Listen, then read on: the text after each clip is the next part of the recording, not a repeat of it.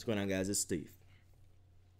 Now, I'm gonna make a video addressing this when the finals are over, because people have been saying, Steve, your curse is working. Ever since you started supporting the Warriors, the Cavs are winning.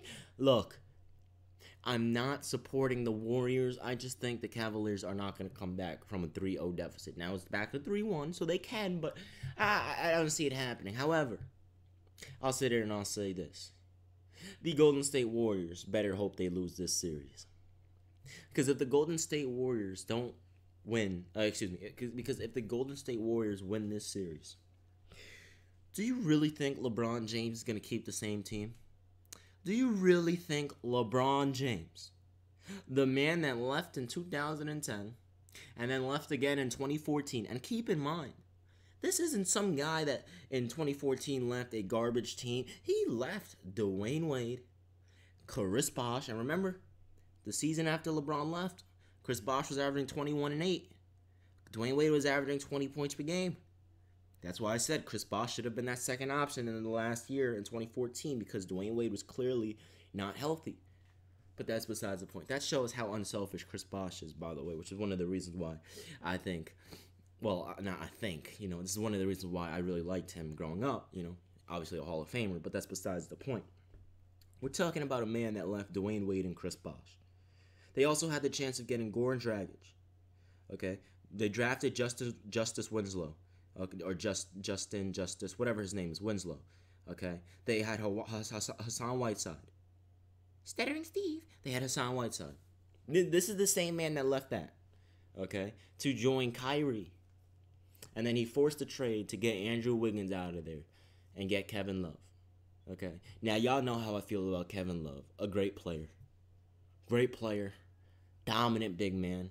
Before he came, 26 and 13, similar to Chris Bosh. Bosh was averaging 24 and 10 before he went to Miami. Unselfish, great player. However, they're not utilizing him right. The difference between Kevin Love and Chris Bosh was the fact that they allowed Chris Bosh to isolate with the basketball. They probably give Kevin Love an ISO post move once or twice a game, and they probably gave that to Chris Bosh like 5 to 10 times a game. Okay, and they involved him in pick and roll. Well, that's because Chris Bosh was overall a way better player, but that's besides the point. Look, if the Golden State Warriors win this series, let's say they won on Monday, you really think LeBron James is going to keep Darren Williams, Richard Jefferson, all the rest of them? But look, Kevin Love is a great player. I still think he's a superstar caliber player, but he does not match up well against the Golden State Warriors. He doesn't. He's too slow for them. Now, he's a great shooter, great low post player. But with the Warriors, it's hard to play low post because they're playing fast pace. Then you're going to slow pace. That really messes up the rhythm. Okay? So, do you really think LeBron is going to keep his team? Or who do you think LeBron is going to try and recruit? He doesn't even listen. Now that Carmelo Anthony has such low trade value because Phil Jackson is a complete moron, the Knicks will accept pretty much anything for Carmelo Anthony, which means the Cleveland Cavaliers don't have to give up Kevin Love. They can have Kyrie, LBJ, Carmelo, and Kevin Love all on the same team. That's what that means. Maybe you lose Tristan Thompson, Richard Jefferson, Darren Williams, Amon, JR, Kyle Korver. They got to keep Korver. But everyone else is fair game besides, obviously, the core three and Kyle Korver. Everyone else is fair game. Because Tristan Thompson, you put Kevin Love at the... Could you imagine this as their starting lineup? Kyrie Irving, Kyle Korver, LeBron, Melo at the 4 spot, and Kevin Love at the 5 spot. Can you imagine that lineup? That would be the most unstoppable lineup in NBA history. First of all, you have Kyrie and Melo. Okay? You can have Kyrie take over during the game. But when fourth quarter time comes, you give the ball to Melo. He still got it. You don't believe me? Go look at that Atlanta game. What was it, back in February when he was hitting shot after shot after shot? It was so ridiculous that the crowd, they were in Atlanta, started cheering for him. When was the last time you seen something like that? Okay, so this whole can you imagine Kyrie taking over during the game, getting Melo to take over in the fourth quarter, having Kevin Love getting rebounds? He'll probably average 15 rebounds. Okay, Melo's a good rebounder. LeBron's a good rebounder. You have Kyle Korver. The floor would be so spread. Then you won't have to worry about offense because obviously Tristan Thompson can't create his own shot because the dude can't even shoot beyond 5 feet from the rim. He can't dribble the basketball. Okay, but if you have Melo and Kyle Korver in that starting lineup with their big three, yeah, Kyrie who can score at will, who can take over in the fourth quarter, who's hit one of the clutchest shots in NBA history, possibly the clutchest shot in NBA history in Game 7. When they were down 3-1, they came back and he hit that shot after LeBron's greatest block in NBA Finals history. You had the block, you had the stop, and then you had the shot. Kevin Love's great defense on Stephen Curry. Let's not forget that. Okay? So imagine having Kyrie doing his thing. Then you have Kyle Korver, who, if Melo gets double-teamed, if Kyrie gets double-teamed, if LeBron gets double-teamed, if Kevin Love gets double-teamed, there you go. Bye, bye, bye. Ignoring your calls now. Guess what? He's going to knock down the three. Then you have the greatest player in NBA history in LeBron James. And then on top of that, you have one of the greatest players in NBA history in Carmelo Anthony. Then you have Kevin Love, who before he came to Cleveland was averaging 26 and 13. What team would be able to stop that? What team?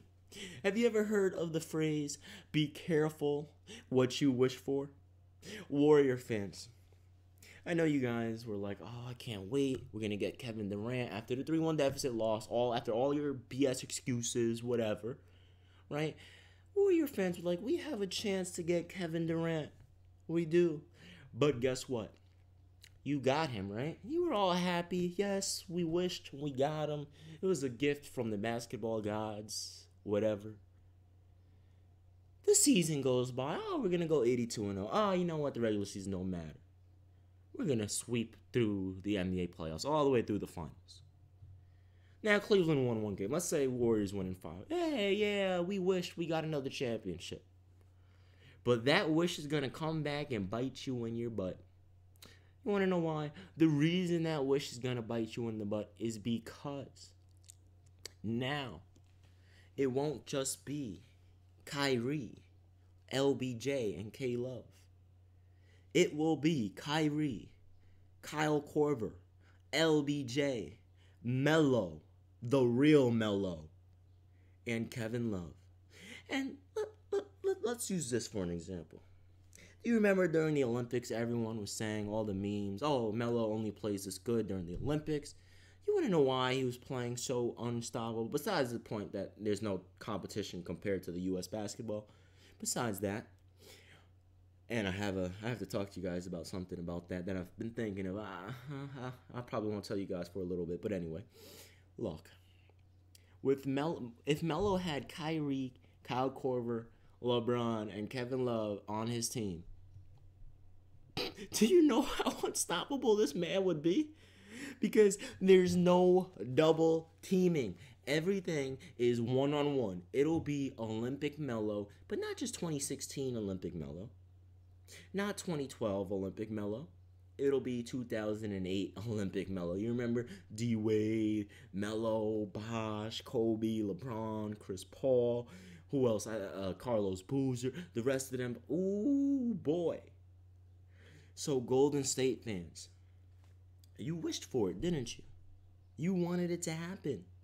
Why not get Kevin Durant and embarrass LeBron and the Cleveland Cavaliers? It's the best thing that could happen to basketball. It makes every team better. But there's one thing that you guys didn't think about. The fact that it's going to make the same team that came back from a 3-1 deficit against you even better.